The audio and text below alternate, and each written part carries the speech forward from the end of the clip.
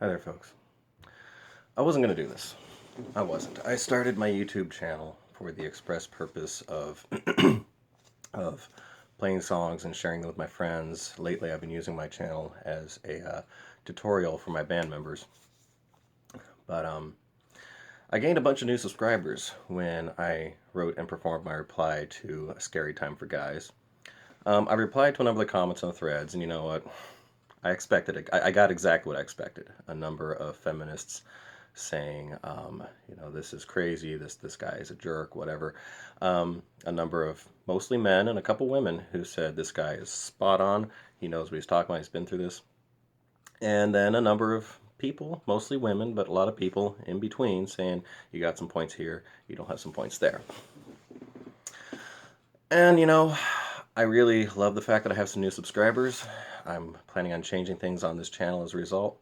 And I wasn't gonna say anything specifically to address that video. But then something happened last night. I was straight up assaulted by a woman. A woman that I've known for about 3 months now. I've known of her for about a year. She's a member of the music scene, a part of the circle I'm in. I really don't... A mutual friend of ours was in the hospital, and this individual and myself were helping tend to our friend's house and pets while she was gone.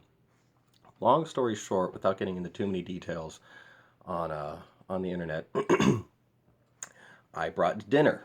I brought dinner to this woman and the woman who was helping our mutual friend, and things were going just fine. Literally just fine. There were smiles and hugs, and everything was going great.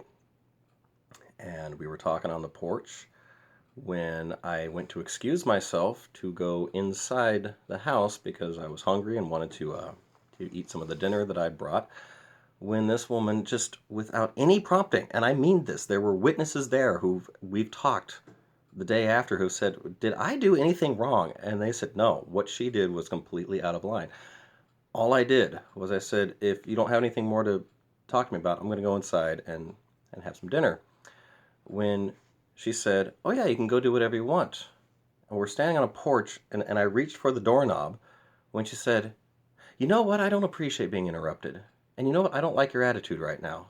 And I looked at her, and I didn't say anything. I just listened, and I looked at her, and she started going on about, I need you to give me the change from the dinner you just bought me, which is true. We're using community funds. I handed her the change, and I said, you need to get off this property. What? Why are you talking to me this way? Because you've been a nuisance, and I don't like your attitude. And I admit, I lost my cool for a second. I looked at her and I said, fuck you. Why are you talking to me this way? And that was when she literally, her eyes got wide and she screamed, you need to go now. And she began shouting at me, yelling at me. She grabbed me by my arm, pulled me off the porch, started kicking me in the yard, started swatting at my car with the apron she was wearing. I'm not crying, oh, hashtag me too, foul assault or anything like that. I got no broken bones. I got no bruises. This woman's only 5'2", somewhere around 200 pounds, 50 years old. But she grabbed me by the arm, pulled me off the porch, swung back and kicked me, and chased me to my car, prowled around the car while I got it started up, all the while swatting at it with the apron she was wearing while she was helping clean this house, and yelled at me as I was driving away. And I literally did nothing. Nothing. What I had done was brought her dinner. And this isn't a woman I'm trying to get in bed with. This isn't a woman that I have any relationship beyond what had been a pleasant friendship, a mutual friendship between other people. And it's one of those things that's just, it's right here and right here. And I can't let it go. I've been thinking about it for 48 hours, and I've since messaged her and blocked her and said, I don't need another crazy person in my life. But folks, I need to say it. I need to say it online. In that song, when I sang the line, I've sat in court and watched women squeal with glee, I have literally sat in court and literally watched women squeal with glee while this conventionally attractive, hardworking man who is the father of their children is getting financially, emotionally, mentally destroyed. And he has committed no crime. None. And unless he has a damn good lawyer, the judge rolls with it. Times are weird. Times are weird these days. They really are. But the reason that I wrote that song in response to the original one was there was one line that really bothered me, that genuinely bothered me. The rest of the song I could kind of disregard, do without, whatever, you know. But it was the line, "It's not such a scary time for men," or was it? "It's not such a scary time for boys." Fuck, I can't remember the line. But she talks about men always having the upper hand, and it's not such a scary time for guys. And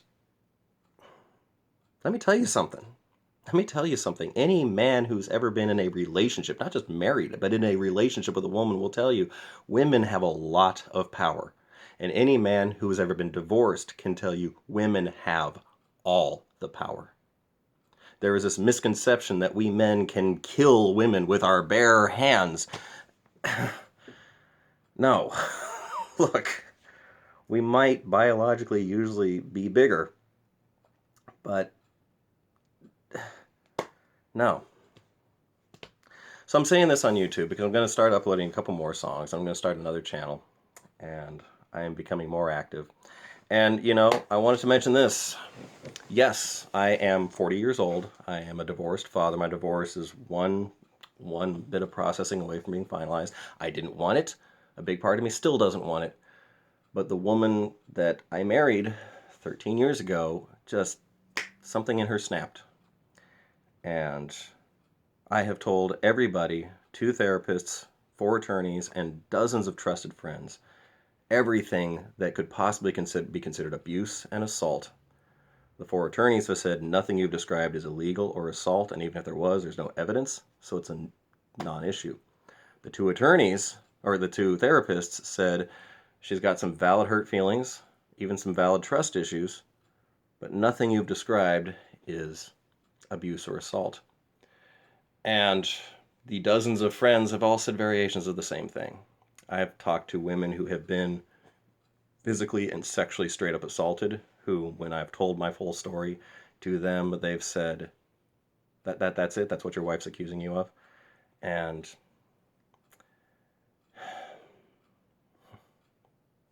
so I'm doing a challenge here. If you want to know everything that went on in my marriage, PM me. I'll tell you everything there is to know from my point of view. I will tell you this right here on YouTube. If you look at my channel, you scroll through, and you look at my song, I'm All About the Beard, and Late Homework, and what is it? Amanda Gets a Year Older, and A Return of Marie, and Amanda Gets a Year Older. I can't remember what I titled it. That's my wife. My wife is in all those videos, and you look and you see a happy, positive, loving person. Something in her snapped.